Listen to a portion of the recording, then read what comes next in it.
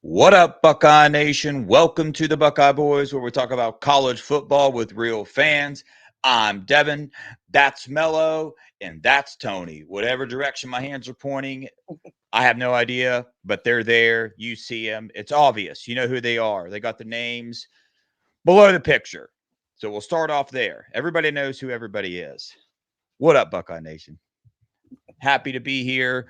Wanted to come in today, man, give you another little preview of the Oregon game. Unfortunately, Kenyatta Jackson Sr. was going to be joining us tonight. His internet is having a little bit of difficulties because of the weather, but never fear. There's always somebody here. We got Tony Curse Designs with us tonight, man. Tony, how you doing, my man? I'm good. How are you guys?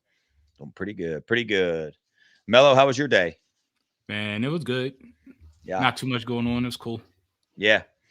Well, fellas, I'm over here packing, getting ready to go to this freaking game. And I'm stoked, man. I'm not trying to rub it in, nothing like that. None of that. Sure you aren't. Sure I'm you just aren't. Maybe just a excited, little bit bro. though. Maybe just a little bit. I'm just excited, dude. I sent out some more packages today, so I'm pretty excited too. That's Yeah. awesome. Okay. Yeah, heck yeah. Well, let's dive right into it, man. Saturday, the Buckeyes will be playing Oregon, but they're not heading down until they're going to head down on Friday instead of Thursday. Me and Mello already addressed that. Since we already addressed it, Tony, I wanted to start off and get your thoughts on that. Now, I will tell you what me and Mello kind of said at first. Okay.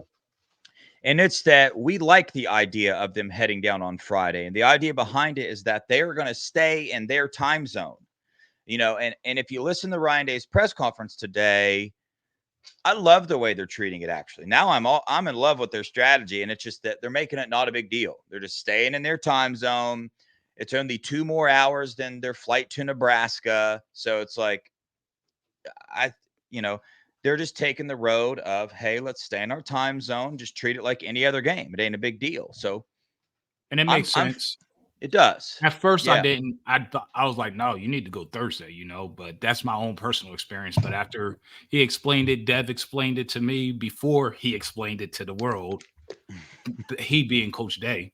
I was like perplexed. Like, dude, this is the biggest game of the year. What are we doing here? But what's your thoughts, Tony, about the whole thing? Well, I actually traveled for like I don't know 10 years of my life uh, in the music industry as a tour manager, and so like the way I think about it is like I traveled every day to a new city. You know what I'm saying? Every single day, Mhm. and a bunch of different time zones all the time and stuff, whatever. But most of the time, like we weren't there more than 24 hours, so like you didn't really have to adjust to the time zone. Like they're only going to be there for 36 hours. Like that's not you don't really have to adjust. Like it's not like you're going to play the game at 9 in the morning or whatever. You know what I'm saying? Like you just play in your time. It makes sense to me. Like because like if you try to adjust to the time zone and stuff, whatever. Like if you go to another country, maybe that's different. But like if you go in the United States and you're within 3 hours, like it's not that hard. You know what I'm saying? Like to me, it makes sense just because like you don't need the extra day to adjust just to come back and readjust for the next week because then you're screwed up for 2 more days and it compounds to where like jet lag. That's when jet lag really sets in. Where if you just stay in your time zone, you're there for 36 hours, you fly back, like you don't really mess up your internal clock. So That I makes get sense. it. I like it. Yeah, for sure. Well, I got a couple before we get into like our overall thoughts, because there was some things brought up in the press conference today that I do want to bring up and talk about something I kind of wasn't aware of. But before we do that, I just went through and I wrote down some stats that I found interesting. Not that stats will tell you what's going to happen in a game or anything like that, but it's so interesting to know and to look at. So let's start with first downs. I went with first down defense and first down offense. So for first down defense, Ohio State is ranked number 1 in the nation, and Oregon is ranked number 13. So not too much of a difference there, honestly, because 1 to 13 is not a huge difference as far as yards wise goes. Mhm. First down offense, Ohio State is ranked 34th.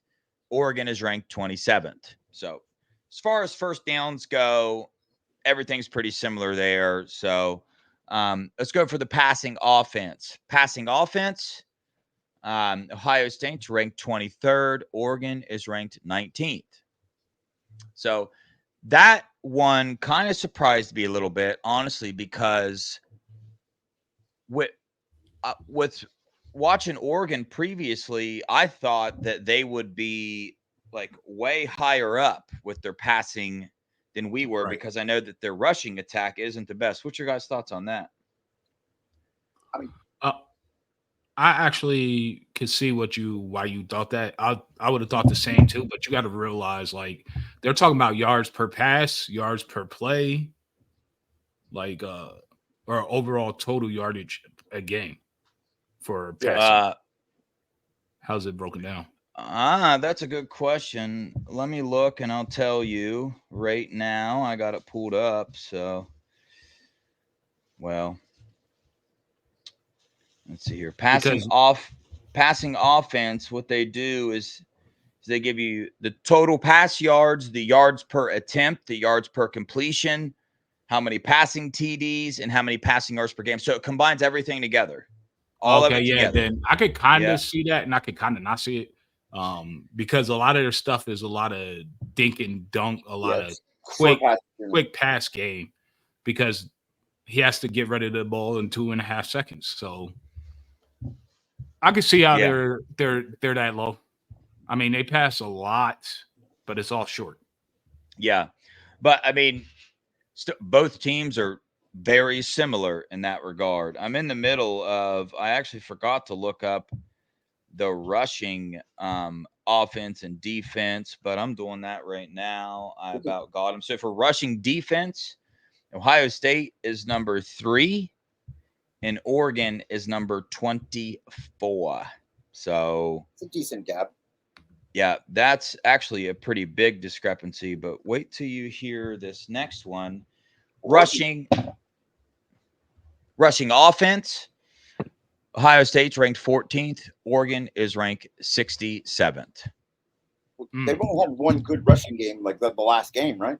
Pretty much, where the dude, the running back went for a decent amount of yards. I think so, yeah, because I honestly like haven't watched enough Oregon games to break down why their rushing offense is so low. But the only thing I know is they haven't really played many people. So how in the world are you going to go through like a weaker schedule like that and not be one of the more profound rushing offenses in the nation? Because you got to realize, Genty just ran all over them. The kid from Oregon State ran all over them. Idaho gave them the business. But so, I'm talking about their defense, Melo. Right. So they're giving up or a lot I of mean, yardage.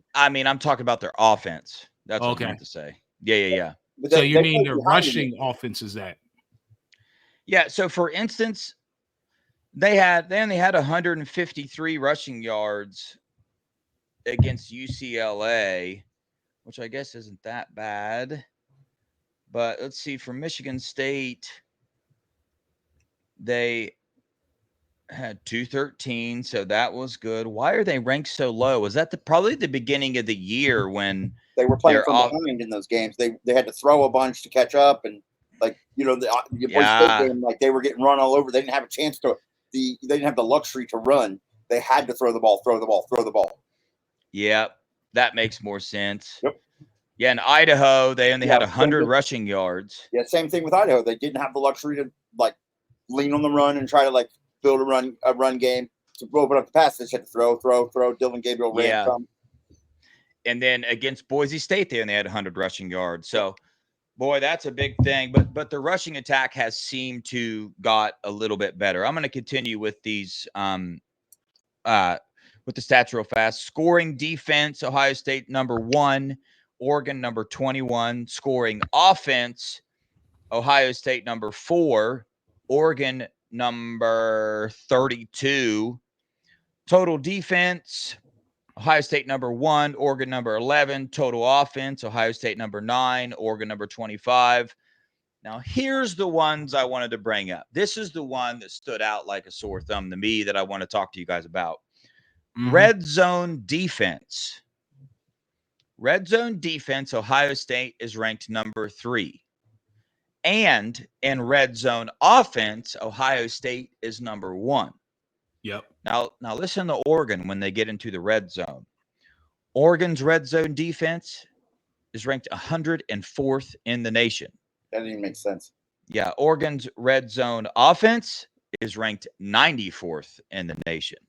So, I mean, to me, that says like that's a team that like could be good with all the other stats, but like eventually they're going to fall on their face, like how Ohio State did last year, where they couldn't get in the red zone stuff or whatever. Like it just eventually the dam breaks and you can't overcome whatever you fall behind or whatever you're not be able to overcome, because the red zone's Right. where that's where you make your money. I'm saying that's the bread and butter right there. So like if you're that low, like eventually you're not going to be able to come back. You're not going to be able to save yourself from a Boise State or anything. And you play somebody like Ohio State who wears you down, like you can't do it. I mean, it's just going back to Idaho. I know it's a little off topic, but like they averaged 2.9 yards a carry. Can you imagine Ohio State averaging 2.9 yards a carry against Idaho? I'd have a mental breakdown. I'd have flashbacks of last year. Sure. Like I'm sitting here as you went over all these stats, right? Which applaud to my boy Dev, because those were some good and important stats that I haven't heard anyone say yet. I'm trying to, whenever we play an opponent, right? This is how I process our chances of winning. I look at different avenues and pathways for them to win. I'm not saying Oregon doesn't have a pathway to win. I just don't see that many, especially I don't believe in that run game. Yet you ran it against Michigan State, but that's the only game you really ran well all season for, in my opinion, like overall consistently throughout an entire game. So I think it will be easier for us to impose our will and make them one-dimensional, as in comparison to them trying to impose their will and make us one-dimensional, if that makes sense to you guys. It definitely does. So like statistically and with what I've watched, Oregon doesn't stand a chance if they're going to battle us rushing. We are going to outrush them. We are going to be, our rushing offense is better and our rushing defense is better. Now, the passing side, statistically and with what I've saw, is their best chance. Right. That is the area at which they could make up some ground there, and that's just what I see happening in that regard, and that just matches up statistically with what I see. But because you might say Ohio State really hasn't played that tough of a schedule, but either has Oregon, right, at all. Like I saw a stat somewhere where I might have to look for it and try to pull it up, but it showed what it did is it averaged the number, like let's say Ohio State played the 101st ranked offense and then the 90th ranked offense. It averaged the offenses Ohio State has played and the defenses Ohio State has played, and it did the same with Oregon. And the only difference is Oregon has played a little bit better offenses than we have. That's it. Defensively, we've played better defensive teams than they have. So they've looked way worse than we have overall. Yeah, but it wasn't by much though. So, but let's dive into what I wanted to talk about. Unless you guys have anything to add on some of those stats that I read or anything like that before we move on. I think, like Melo was saying, like he sees plenty of ways for Ohio State to win, or like I honestly think there's way more ways for Ohio State to win than Oregon to win. You know what I'm saying? And I see far more ways Oregon can lose the game and mess up than Ohio State can. You know what I'm saying? Like that's the way I view it. Like just because our strengths, I think, far outweigh our weaknesses and vice versa with them. So yeah, I feel you. Like I said, me and Melo talked about it in a previous video that we did, but it's just, I feel like the only thing that's not in the Buckeyes' favor is the fact that they're playing at home. That's about it. Maybe special teams. We haven't really kicked any field goals. They've returned a couple of kickoffs and punts. Their kicker kicked a 50-plus yard field goal. So, like, I'll give them the nod on special teams for the most part. But other than that, and tight end. I give them special teams and tight end, and that's it. Those only check marks they get for me. Terrence Ferguson, in my opinion, is the best tight end in the country, and Sonny's gonna have to come to play. He's gonna have to treat him like Darnell Washington in the 22 Peach Bowl. Yeah, let's look over at the turnover margin real fast. We are ranked 21st in the nation on turnover margin, and Oregon. I got to flip through pages to find where they're at. Is ranked number 82nd in the nation. So interesting there. So It we is win the turn. interesting. Statistically, So you know we what win I the. seen today, Dev? What? I seen a podcast. I don't even know if I should name them.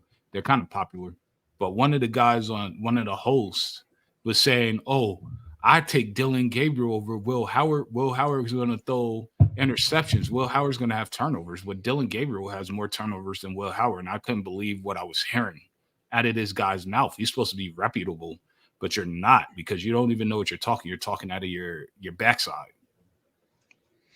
Yeah, you got to love that when. So let's see here. Oregon has thrown. Is that right? 6 interceptions. That's not. Is that right? And that's not even counting the fumbles. Oh yeah, they've had a few fumbles too. 6 interceptions, 3 fumbles. If that's right, unless I'm Those reading it fumbles wrong. are Dylan Gabriel. So that's why I was like, this guy is supposed to be reputable. He's like a big time show, has a big time program and conglomerate behind him. And I'm like, dude, you're coming out with lazy takes just to talk. Like, you knew this was one of the biggest games of the year. How come you're not prepared? Yeah. Also, he's only had 3 interceptions, 11 touchdowns for 3 interceptions. But I wish they would show us the fumbles. Well, I don't know why they're not doing that. Yeah. Yeah, they don't show the I know he has fumbles. 2 fumbles for sure. Mm-hmm. So, yeah, I think it was 6 turnovers they had. So, yeah, I mean, we win them in the turnover margin, too. I mean, this is just a more veteran team. But what I want to talk about is what Chip Kelly kept bringing up in his press conference. Something I didn't really pay that much attention to was, I mean, the Buckeye coaches talked about Oregon's defensive line a lot. Specifically, what was that? Jordan Birch? Is that his name? Yep. Yeah, Jordan Birch, the 290-pound He's a problem. Defensive end. Yeah. Let me say that again. The 290-pound defensive end. 6'6" too. Yep, he's a big boy. He has length. Yeah, I'm hoping, dude. you want me to tell you the truth? I'm hoping he's lined up on Simmons' side and not on the opposite side, because he will abuse Fryer. Yeah. We're gonna have to put a tight end there. If he's on Fryer's side, it's gonna change how we line up and what we do. We're gonna have to either put a tight end there or have the running back stay and chip. But yeah, man. And Jelani, this is a Jelani type of game with his size, But we might see a lot of Will Kazmarek. But yeah. Tony, what's your thoughts on Oregon's defensive line against our offensive line? I mean, pretty much the same as Melo's. Like, I mean, I think a lot of it, like, I hope Trey blocks like he did before, because like they can be a problem. You know what I'm saying? Not that they can't be dealt with, because obviously, like, you saw Boise State run all over them and stuff, whatever. But like, you have to really plan for that, I think. And I think, like, as good as the O line has played, like, Josh Fryer's still a liability when it comes to what's the weakest link here. You know what I'm saying? And I think that's, depending on how they plan. Now, I think Chip Kelly, is probably over prepared for the situation. At least I have that faith in him and the way the O line has been playing, whatnot. Like, so I have all faith that like they'll figure it out. And I mean, I hope Jelani, if they got to put him over there, like, does block and do whatever, you know what I'm saying, like, and gets it together, because this is the one time everybody's got to kind of come together, and like, this is what all these games before were leading up to. This is the whole level up is right here. This is the first boss. Yeah. I guess I'll kind of tell you, I'm going to go like kind of position by position and tell you where I'm at. Just honestly, I'm not going to think about it. I'm just going to tell you. So I'm not worried about our defensive line against their offensive line. I think our defensive line wins. There's really nothing to break down there. That's just what I think. I think our D Yeah. line is better than their offensive line. Yep. I think in our secondary against their receivers, with what I've seen this year, I give a little edge to our defensive backs, and this might be an unpopular take. I only give a little edge to our defensive backs, but what I've seen out of their receivers, they better be ready to play some ball. They better be paying attention, But as far as physicality wise, I think that's where it's at. Like physically, I think our defensive backs can push them around and all that stuff. But if you get them receivers in open space, they are high end receivers. And then okay, so now let's switch to the other side of the ball. Our receivers against their defensive backs, not a match. Not even close. Does not even close. If our offensive line can give Will Howard enough time to throw the ball, that's going to be all day. It's just kind of like the situation Iowa got put in. Double Jeremiah Smith. Guess what? You only put one person on Emeka, and then Carnell Tate's back as well. So, I mean, whatever. Good luck. Yeah. And then now our offensive line against their D line, where I'm at right now at this point in time, the Buckeye in me, with what I've seen out of our offensive line, wants to say our offensive line will win. But now I have even Chip Kelly and the coaches said that this is the best defensive line that they're going to see. And that's like a well-known thing. So now I kind of got question marks. That's the battle I want to watch. If our offensive line can at least hold them back, if our offensive line can beat their defensive line, we will dominate this game, I believe. I don't believe it's going to be close. But if our offensive line struggles, then the game might be a little bit closer than what we all want it to be. What's your guys' thoughts, Melo? I pretty much agree with everything, but another thing is we're very versed in who Derek Harmon is. Left from transfer from Michigan State, played against them the past 3 years. I think our interior line is better than the past 3 years. Well, the past year, really, than it was previously. So they handled him pretty decently last year. So I think we'll neutralize him. It's really what it comes down to is, are we going to be able to pick up those blitzing linebackers? They have a really good linebacker core, you know what I'm saying? A good group. So can we handle the linebackers, or can we put the linebackers into situations where they have to cover in space our running backs? You know what I mean? Because if we could take them out of the box, then, I mean, we could have our way in terms of Will running, or if they go to 21 personnel this game, which I expect to fully see too, right? Q and Trey in the backfield some and running RPO off of that. I think if you do that as an offense, it puts your defense in such confliction, because who do you take? Do you take Q? Do you take Trey? Do you worry about Will running? You still have to worry about Will faking the handoffs to both of them both becoming blockers, Will rolling out and finding Optimus down the field in one-on-one coverage because the safety creeped up thinking that a running back was getting in, and it's a wrap. So you see what I'm saying? Like, there's so much that Chip can do that I think their defense is going to have a problem. It's going to neutralize any pass rush that they have. So I'm still firmly confident, and the more I talk about it, the more I think we're going to win by more than what my prediction originally was. Yeah. Tony? I mean, I pretty much agree across the board too. Like, I mean, like, especially with the receiver thing, like, after watching the Iowa game, like, I don't care who says they have the best receiver core in the country. It's not them. Right. You know what I'm saying? Like, it's 100% Unless a Buckeye says it, yeah. Yeah, well, yeah. I mean, but I'm saying, like, it's 100% us, like, without a doubt. And then, like, I say our defensive backs, I think, will handle their receivers more than, like, I think it's a bigger margin than you say, per se, like, especially since Jim Knowles activated Caleb Downs. Like, Caleb Downs been playing like a demon. Like, it's crazy. Like, literally, I just think that, like you said, the battle, I think, will be won in the trenches there.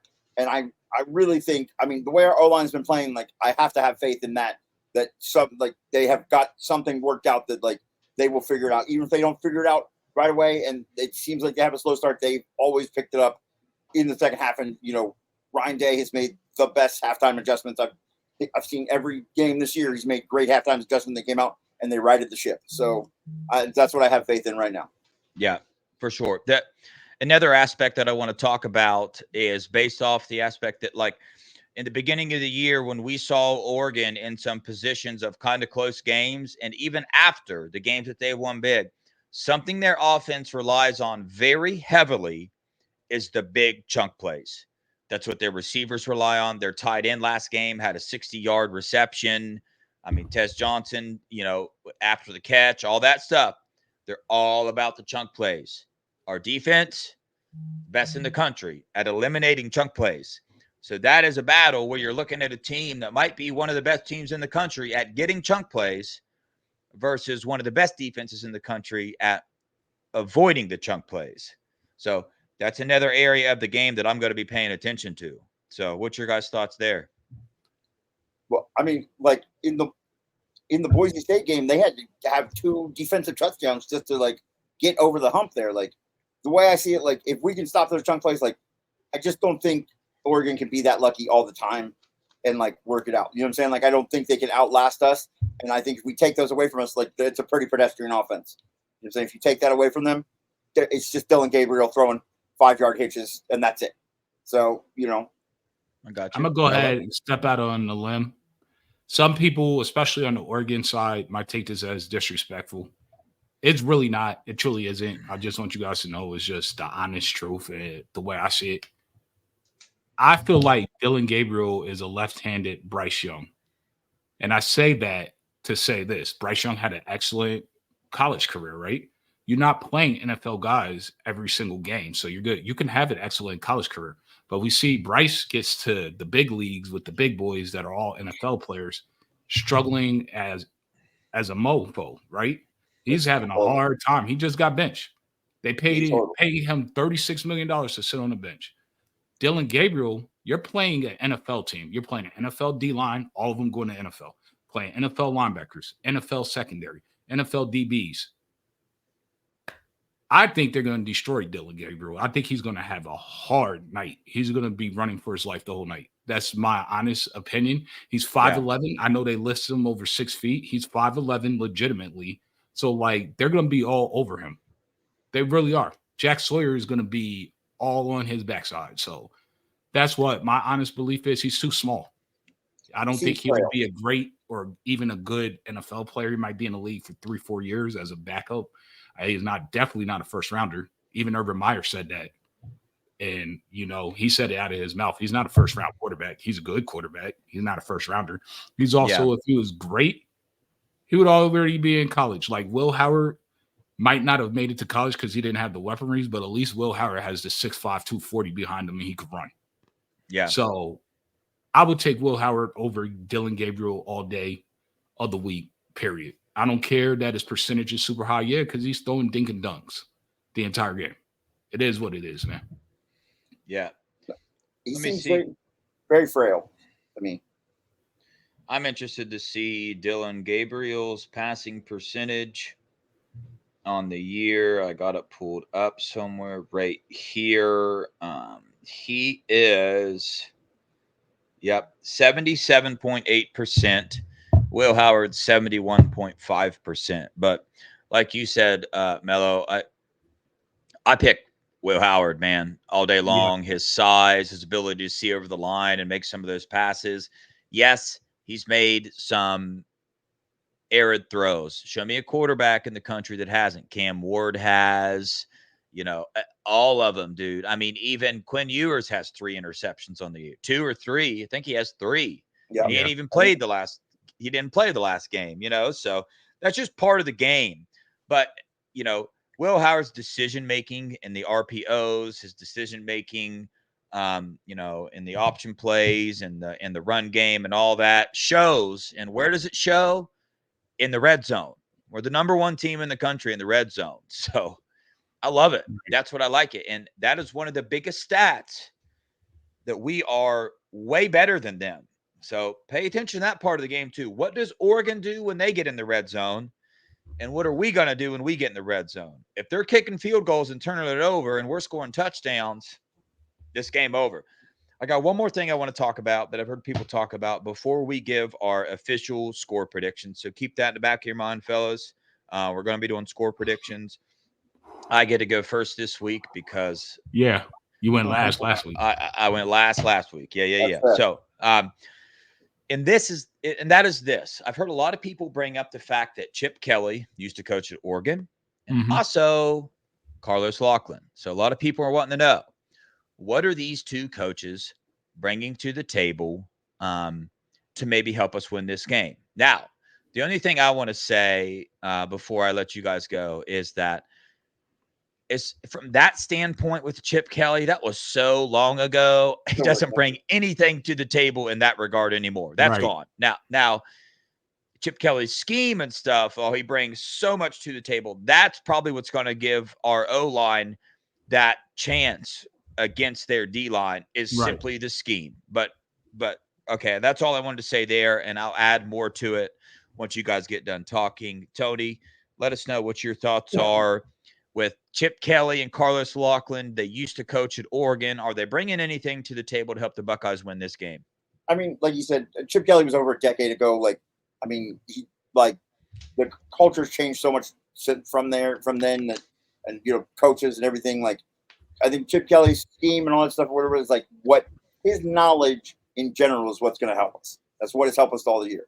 But Carlos Lachlan was just ingrained in the culture, was just over there, just knows people. Like, and I think he's going to know some of the intangible things and ways to essentially kind of not push buttons, but like little things that like maybe you won't know unless you were there and the culture and like, man, this dude just sometimes on third down doesn't run too hard because he thinks this, like little stuff like that. And I think that's kind of the key to what he'll bring. You know what I'm saying? 'Cause he's already a great running backs coach. You know what I'm saying? Like I think he knows enough about the culture and the weakness and knows Dan Lanning enough that I think he can give us almost a psychological edge while still being a good running back coach.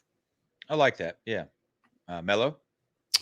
Man, I think they don't have to do anything different than what they've been doing. Personally, I think we have the talent, we have the horses, we have the two best running backs in the country, we have the best wide receiver room in the country, we have the perfect quarterback for the system in the country on our team, and our O line was looking filthy last game against a very good Iowa defense. So in terms of concerness, not a whole lot. I think Chip Kelly is a savant when it comes to stuff like this. I think he lives for this. I think Ryan Day lives for this. And you put those two together, and they're going to smash Dan Lanning in any type of defensive scheme that he's believing in.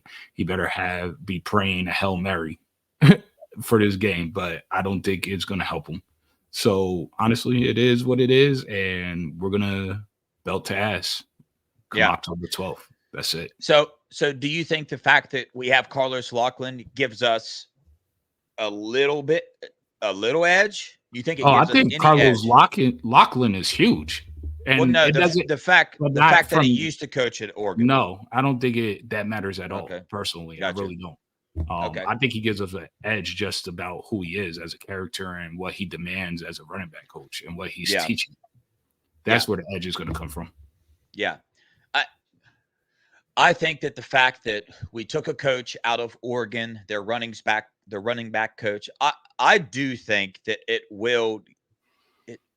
the fact that it doesn't hurt us, it's definitely, if it does anything, it helps us. Right. If Carlos Lachlan adds anything to this game because he came from Oregon, it's going to be something good. It's going to be good that we know that information. So I like it. Do I think it's really going to matter in the game? No, not at all, Melo. So from that standpoint, I don't really think it's going to matter enough to impact the game. But I will take the little slightest, whatever advantage we can get, I'll take it. And we got one. We got a coach from Oregon that coached there last year.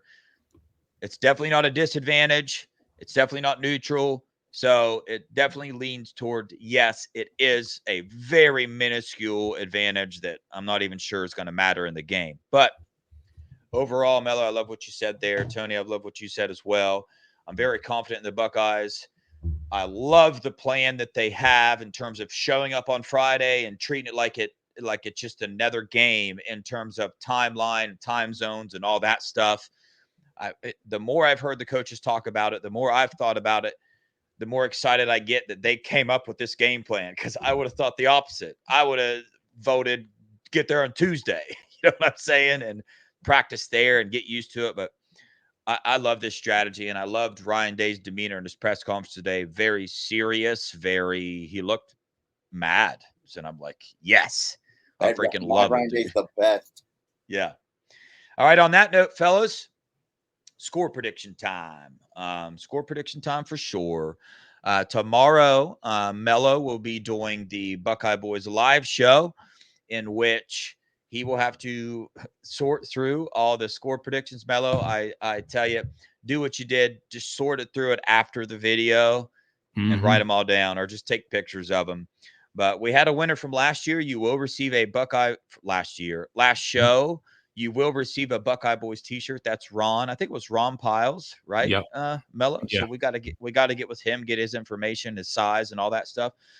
But without further ado,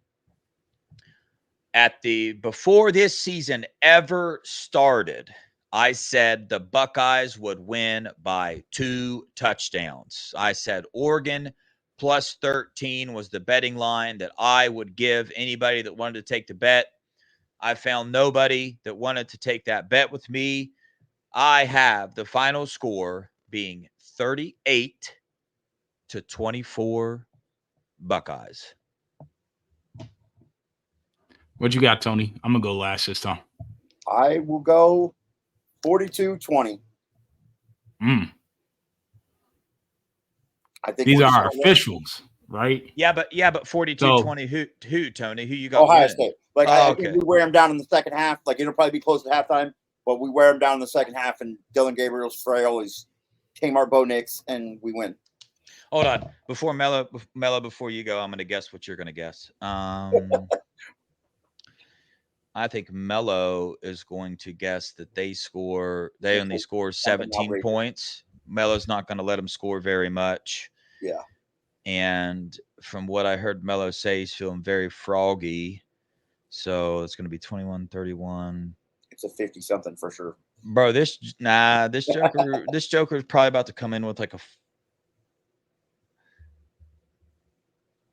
35-17. What were you going to guess, Melo? You were close. Close. In the beginning of the season, I thought it was a 10-point win for the Buckeyes max. Now going through the assessment, looking at all the stats, knowing that they're going to have Naeem Alford over there, knowing that they're going to have Jakeem Stewart over there, knowing that Chip told the recruits in the summer, watch what I do to these defenses and how I'm going to destroy them all year. Knowing that they want to send a message, knowing they want Dan Lanning to know what it is. Like, you want to come into Ohio and take Trey McNutt. You want to take Dorian Brew. Like, we're going to send a message. I think we're going to beat them 40-15. Okay. My original thought was 42-17, so I'm right in line with you. The other aspect of this, I wonder how many Buckeyes remember when Oregon came into the shoe last time. I know it's not a fun topic to talk about, but I know Burke played a bunch. JT Tuimoloau played in that game. So Lathan Ransom brought it up on the Bobby Carpenter show. Actually, he like, I remember I was on that team when that happened, and he like, we got some payback for them. I love it. And I haven't heard any of the Oregon players talk, but have they given us any fire yet? After watching what the Iowa running back said and what happened in that game, I doubt the Oregon players say much. But no, they were very respectful. Jeffrey Bosa, whatever you want to call his name. Bosa. Sorry for messing it up. I didn't do it intentionally. Very good linebacker. Flat out said he's looking forward to this challenge, that Trey and Q are the two best running back duels in the country. He's not going to face anything better. And as a linebacker, you look forward to these matchups, especially knowing NFL scouts are in there. So he compared it very similar to Gentry, but he said instead of just one, it's two of them. So it's constantly someone fresh, but they rotate 4 linebackers, so they'll be relatively fresh when they can. And he was pretty respectful, saying like it's going to be a huge challenge. Same thing with Dylan Gabriel. Same thing with Pancho, their center. He said is big on big, and they're very fast. They're very strong. They're very gap sound. They like to stunt a lot, and that they're going to be a lot to deal with, and that they have to come bring their game. But they all said that they're ready for it and they're looking forward to it. So I can't take that as disrespect, but Yeah. we're going to see Dang, how I would ready. have guessed. I would have guessed that somebody from the Oregon team would have said some crazy stuff. That's just what I would have. I would have just thought that, Well, they But never sent the wide receiver out there. They did send Jabbar Muhammad, which he said some interesting stuff about. Like they asked him about what's so hard to guard Optimus Prime, and he said his catch point. Say he's a bully at the catch point. He said I've been trying to work on it all week, like putting myself in positions where they have the advantage. He's like 50-50 balls aren't 50-50 balls for him or Mecca.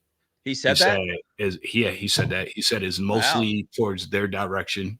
He said I've been working on it because he's not a big dude. He also used to play for Jim Knowles and Jim Knowles defense, by the way. Yeah. So he's like, I've been working on it specifically to attack the catch point. And he was like, and you're talking about they got two that because someone brought it up. What do you do when you have two dynamic receivers like this? He's like, two. He said they got four. He said they don't Yeah. just have two, they have four. And he's like, and it's not just me. He's like, the whole secondary has, and the whole defense has to be ready to play. So Yeah. they're very respectful, and I know what they were saying. They meant it, like because it's I true. like that. I like that. Yeah, because you listen to the Buckeyes talk. They said the same thing about their team. They said this best team we're going to play. They're very good. All that stuff. And I've I've personally always liked that. I mean, I do like seeing some fire, but I like the mutual respect, and that's how the Buckeyes treat it. So I like that for sure. I had something else that I wanted to. Oh, an aspect to the game that I really don't have any information on. The only thing I know is Ohio State's the depth that they have at all their positions.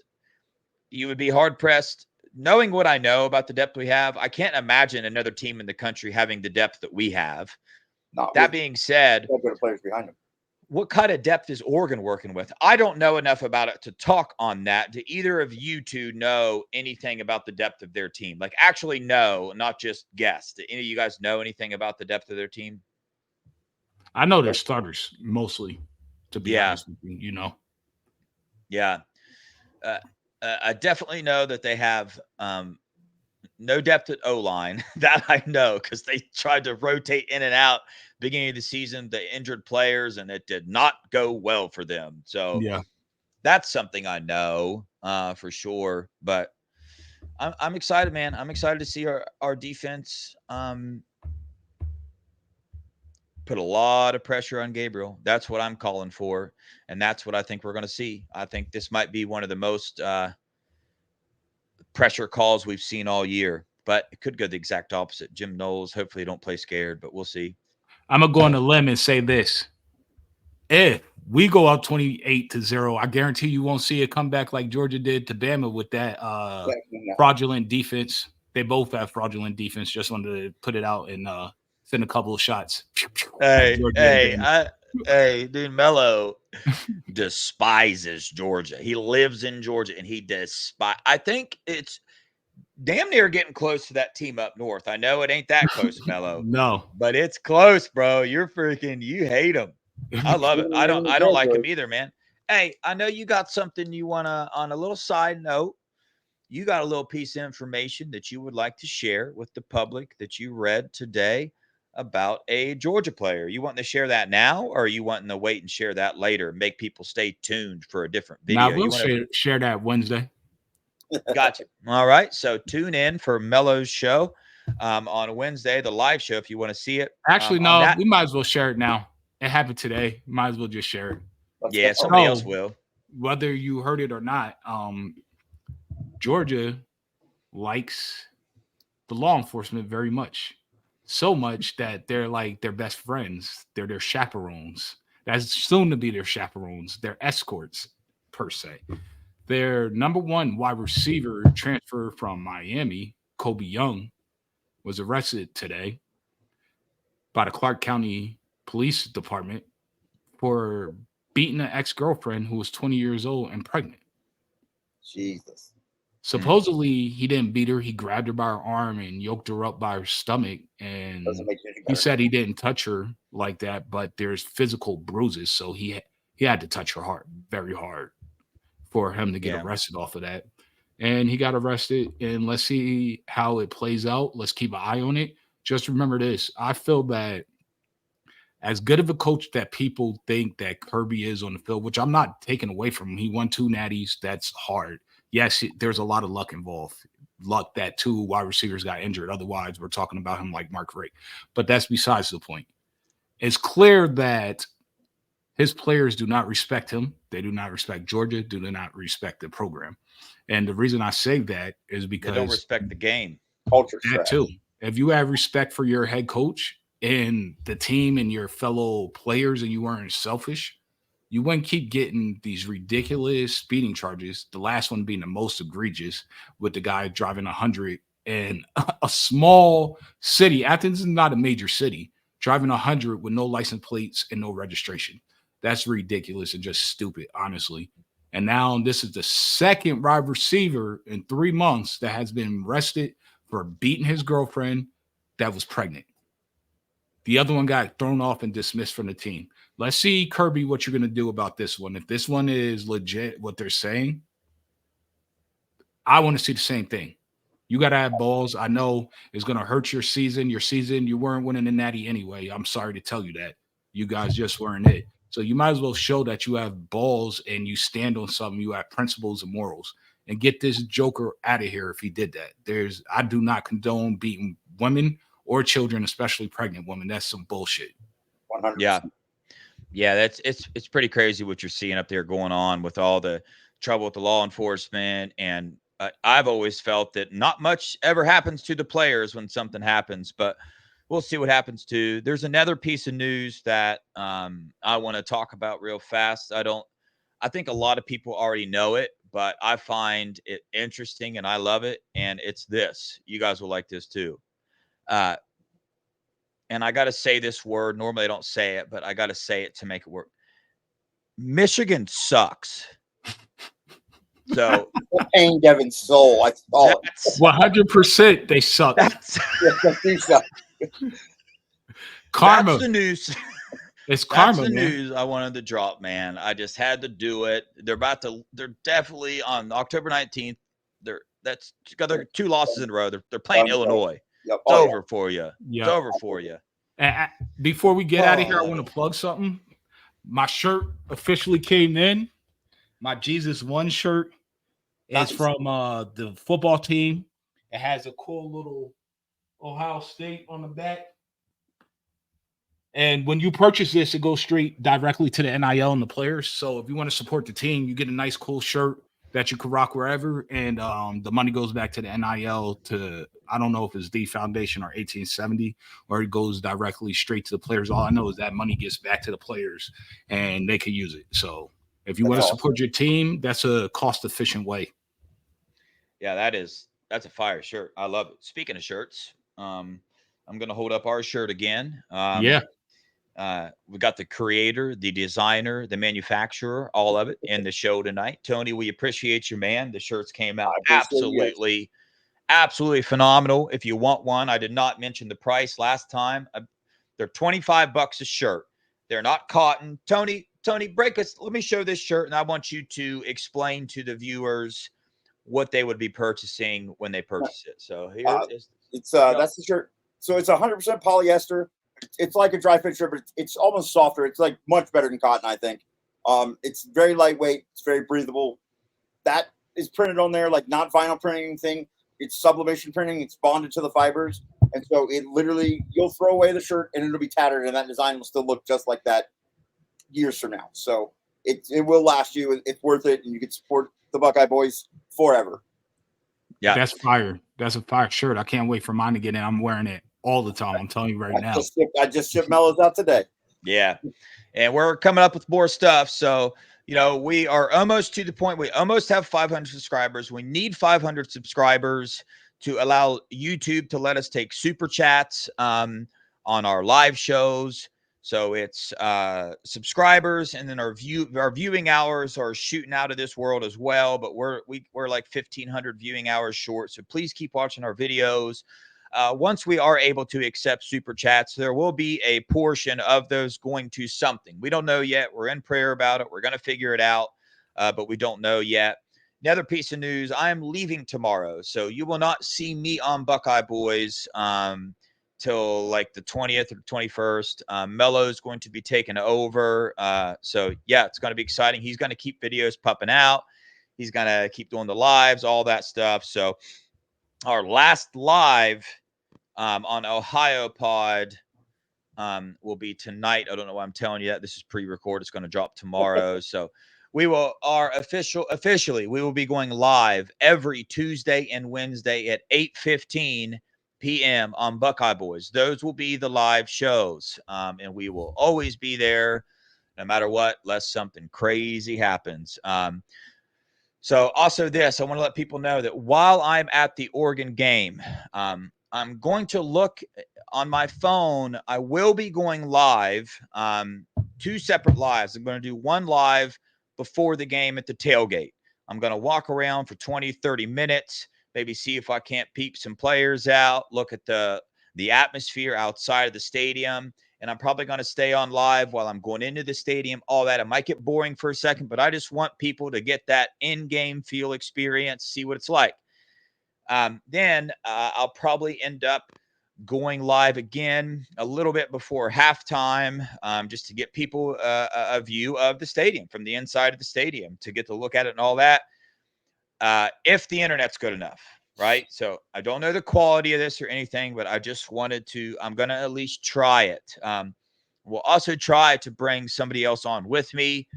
I don't do this. I don't do it on my phone, so I don't know if I'm going to be able to. So there's the high chance it's just going to be me on there, but I will try to figure out to either bring Melo or somebody else on with me.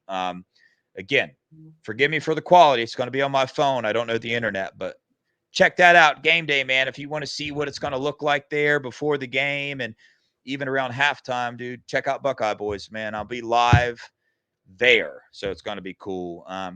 Don't forget to like and subscribe. Don't forget we're a fan channel. If you want to come on, talk college football with us, talk some Buckeye football, email us at thebuckeyeboys@gmail.com with 3 Z's. If you're having trouble finding us on YouTube, go to thebuckeyeboys.com. It'll take you right to our YouTube channel. Please like and subscribe. Please comment below, and we will comment back. And on that note, it is freaking duck season, my dude. Anybody got any last closing things before I OH us out of here? Oh yeah, don't forget to share. That's a big portion of it. Word of mouth. I'll take stuff off. So we're trying to grow to make this a better show for you guys as well. So go ahead and share, like, and subscribe.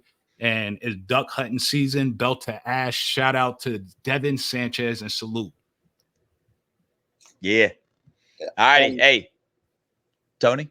Sorry. No, I was gonna say Melo's been going on a bunch of limbs today, so I'm gonna go out on one too and say the reason I feel so comfortable about this game is because I'm pretty sure Dan Lanning is James Franklin 2.0. He loses every big game he's supposed to lose, and he fucking wins the ones he's supposed to. That's all he is. Tony dropped the F-bomb. We apologize for that. He's passionate. He said it. Just bleep that out, all righty? Sorry about that. That's all good, man. It's all good. It happens. We adults here. But on that note, go Buckeyes. OH. I-O. I-O.